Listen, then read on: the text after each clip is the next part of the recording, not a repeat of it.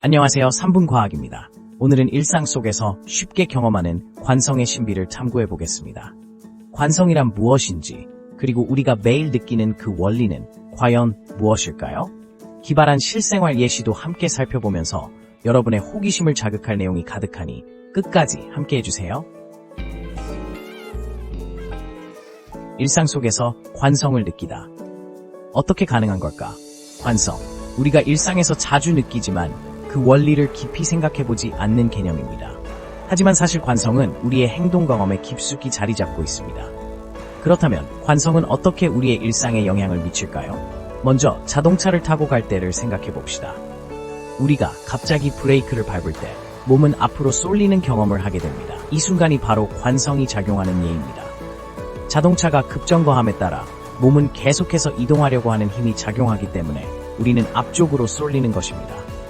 이처럼 관성은 물체가 정지해 있거나 일정한 속도로 이동할 때 그 상태를 유지하려는 성질을 말합니다. 또 다른 예로는 엘리베이터를 타고 올라갈 때를 들 수 있습니다. 엘리베이터가 갑자기 위로 움직일 때 몸은 잠시 아래로 쏠리는 느낌을 받을 수 있습니다. 이는 엘리베이터의 가속도가 우리의 몸에 영향을 주어 발생하는 관성의 결과죠.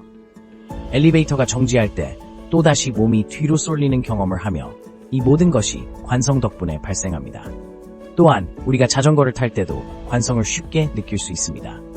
자전거가 일정한 속도로 달릴 때 페달을 멈추더라도 자전거는 계속 앞으로 나아갑니다. 이는 자전거가 움직이려는 관성 때문에 발생하는 현상입니다. 자전거의 속도를 줄이기 위해서는 브레이크를 사용해야 하고 이는 다시 관성을 극복하는 과정이죠. 이처럼 일상 속에서 우리는 여러 상황에서 관성을 경험하고 있습니다. 하지만 우리는 이를 명확하게 인식하지 못하는 경우가 많습니다. 관성은 단순한 물리적 원리가 아니라 우리의 감각과 행동에 깊은 연관이 있는 중요한 개념입니다. 다음 시간에는 우리가 매일 경험하는 관성의 비밀을 더 깊이 파헤쳐 보겠습니다.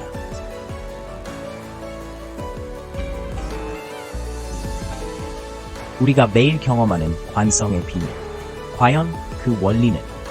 관성은 물체가 현재의 상태를 유지하려는 성질로 뉴턴의 제1법칙에 의해 설명됩니다.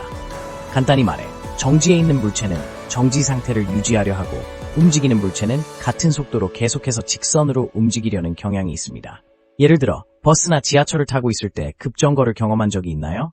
이때 당신의 몸은 앞으로 쏠리게 됩니다. 이는 버스가 갑자기 멈추었지만 당신의 몸은 계속해서 움직이려는 관성 때문입니다. 이런 경험은 매일 여러 번 일어나는 일상 속 관성의 대표적인 예입니다.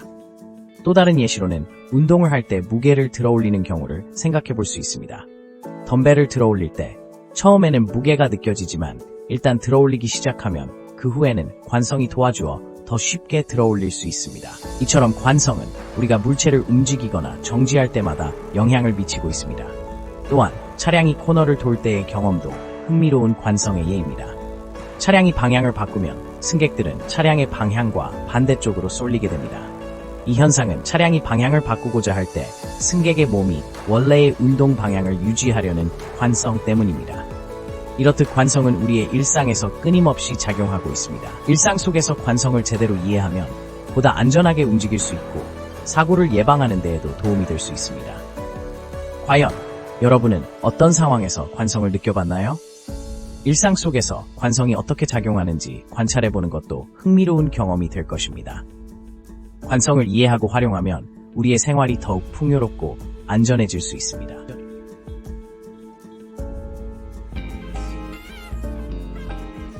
관성을 활용한 기발한 실생활 예시들, 여러분은 어떨까요? 여러분, 우리가 일상생활에서 자주 접하는 다양한 상황 속에서 관성을 어떻게 활용할 수 있는지 알아볼까요? 첫 번째 예시로는 자동차를 들 수 있어요. 자동차가 정지 상태에서 갑자기 가속하게 되면 몸이 뒤로 쏠리는 경험을 해본 적이 있죠?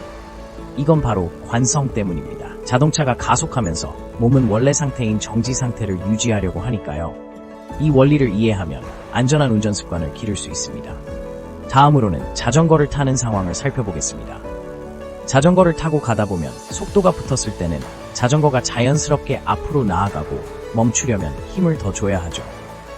이때 몸이 앞으로 쏠리는 경험은 관성의 또 다른 예시입니다. 자전거를 안전하게 타기 위해서는 이러한 관성을 이해하고 조절하는 것이 중요해요.